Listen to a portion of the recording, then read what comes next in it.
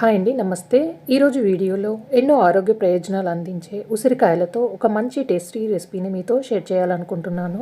ఎండతో పని లేకుండా సులువుగా తయారు చేసుకొని సంవత్సరం పాటు నిలవ పెట్టుకునే ఆమ్లా క్యాండీల్ని మనం రోజుకొకటి తిన్నా చాలండి, ఆరోగ్యం అందినట్టే. ఈ ఆమ్లా క్యాండీ చేయడానికి 1/2 kg వరకు ఉసిరికాయలని తీసుకున్నాను.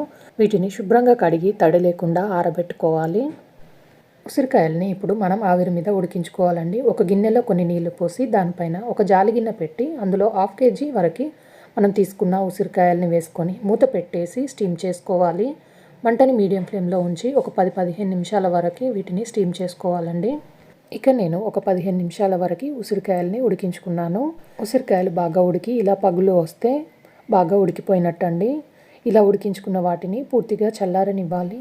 ఇవి చల్లారిన తర్వాత మధ్యలో ఉన్న గింజను సపరేట్ చేసుకోవాలి.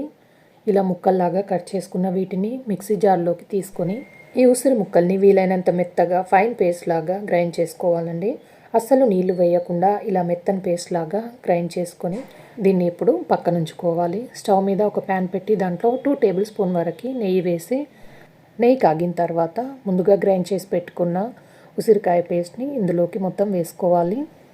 ఇలా పేస్ట్ మొత్తం ఇందులోకి తీసుకొని ఇప్పుడు ఎంత క్వాంటిటీలో మనం ఆమ్లా పేస్ట్ తీసుకున్నామో అదే క్వాంటిటీలో బెల్లం కూడా తీసుకోవాలండి. నేను 1/2 kg వరకు ఉసిరికాయలని తీసుకున్నానండి, కానీ ఉడకబెట్టిన తర్వాత గింజలు తీసేయగా 300 గ్రామ్స్ వరకు పేస్ట్ వచ్చింది. అందుకే నేను ఇక్కడ 300 గ్రామ్స్ వరకు బెల్లంని తీసుకున్నాను. మీరు బెల్లం ప్లేస్లో షుగర్ని కూడా వేసుకోవచ్చు. బెల్లం వేసిన తర్వాత కొంచెం దగ్గర పడే వరకు మీడియం ఫ్లేమ్లో కలుపుకుంటూ ఉడికించుకోవాలి. ఇప్పుడు ఇలా దగ్గర పడ్డ తర్వాత 1 టేబుల్ స్పూన్ వరకు నెయ్యి వేసి మళ్ళీ కలుపుకుంటూ మళ్ళీ ఒక 2-3 నిమిషాల పాటు ఉడికించుకోవాలి. ఇలా దగ్గర పడి చిక్కబడుతున్నప్పుడు ఇప్పుడు ఇందులోకి 1/2 టేబుల్ స్పూన్ వరకు పెప్పర్ పౌడర్, అలాగే 1/2 టేబుల్ స్పూన్ జీలకర్ర పొడి, 1/2 టేబుల్ స్పూన్ వరకు ఉప్పు వేసుకొని అంతా కలిసేటట్టుగా బాగా కలుపుకోవాలి. సంవత్సరం పాటు నిల్వ ఉండాలంటే ఇందులో ఉన్న మాయిశ్చర్ అంతా పోయి ఇలా దగ్గరగా అయ్యే వరకు ఉడికించుకోవాలి. ఇలా మొత్తం దగ్గర పడ్డ తర్వాత స్టవ్ ఆఫ్ చేసి దీన్ని దించేసి పూర్తిగా చల్లారనివ్వాలి. ఇలా మొత్తం చల్లారిన తర్వాత ఇది కొంచెం ఇంకా దగ్గరగా అయిందండి. చేతికి కొంచెం నెయ్యిని అప్లై చేసుకొని చిన్న చిన్న బాల్స్ లాగా చేసుకోవాలి. మీరు ఇలా బాల్స్లా కాకుండా స్క్వేర్ షేప్లో కావాలంటే బటర్ పేపర్ పైన ఈ పేస్ట్ పెట్టేసి ఆరిన తర్వాత పీసెస్ లాగా కట్ చేసుకోవచ్చు. ఇలా అన్ని బాల్స్ ఒకేసారి చేసి పెట్టుకొని షుగర్ పౌడర్లో కోట్ చేసుకోవాలి. ఇవి కొంచెం స్టిక్కీగా ఉంటాయి కాబట్టి మీరు షుగర్ పౌడర్లో లేదా మిశ్రీ పౌడర్లో కోట్ చేసుకొని తీసుకోవచ్చండి.